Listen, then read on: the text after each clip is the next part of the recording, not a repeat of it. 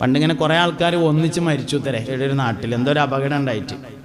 അപ്പം ഇങ്ങനെ ഡോക്ടർ വന്ന് നോക്കിയിട്ട് പറഞ്ഞു, ഇത് ഇവിടുന്ന് അങ്ങോട്ടുള്ള ആൾക്കാർ മൊത്തം മരിച്ചിട്ടുണ്ട് പറഞ്ഞു. അപ്പോൾ ജീവൻ മുഴുവൻ പോകാത്ത ഒരാളുണ്ടായിരുന്നു. അയാളിങ്ങനെ തല പൊന്തിച്ചിട്ട്, കഥയിക്കാരട്ടോ അതൊന്നും ഉള്ളതായിക്കോളണമെന്നില്ല, അയാളിങ്ങനെ തല പൊന്തിച്ചിട്ട് പറഞ്ഞു തരേ, ഇല്ല ഞാൻ മരിച്ചിട്ടില്ല എന്ന് പറഞ്ഞപ്പോൾ MBBS ഡോക്ടർ മരിച്ചു എന്ന് പറഞ്ഞാൽ പിന്നെ തല പൊന്തിക്ക് കടക്കട അവിടെ എന്ന് പറഞ്ഞു എന്നാണ്. എന്ന മാതിരി ഇമ്മ ഉറങ്ങി എന്ന് പറഞ്ഞാൽ പിന്നെ കുട്ടി ഉറങ്ങിയ മാതിരി ഇങ്ങനെ കിടക്കും. സംഗതി ഉറങ്ങിയിട്ടുണ്ടാവില്ല. ഏറ്റവും ചുരുങ്ങിയത് ശ്വാസം വിടണതിൻ്റെ ഒച്ചയിലും കേൾക്കൂലേ, അതന്നെ പ്രശ്നം.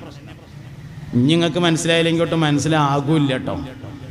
അല്ല ഇനി ഇങ്ങനെ പറഞ്ഞിട്ട് മനസ്സിലായിട്ടില്ലെങ്കിൽ നിങ്ങൾക്ക് മനസ്സിലാവില്ല എന്താ പ്രശ്നം എന്ന്. ഇതാണ് പ്രശ്നം. അതുകൊണ്ട് മാതാപിതാക്കൾ എന്ത് പറയുന്നു എന്നതിനേക്കാൾ അവർ എന്ത് ചെയ്യുന്നു എന്ന് കുട്ടികൾ നോട്ട് ചെയ്യുന്നുണ്ട്. ഉമ്മാൻ്റെ ഇരുന്നും വാപ്പാൻ്റെ ഇരുന്നും അല്ലാതെ ഒരു കാര്യം പഠിക്കാനില്ല. അതുകൊണ്ട്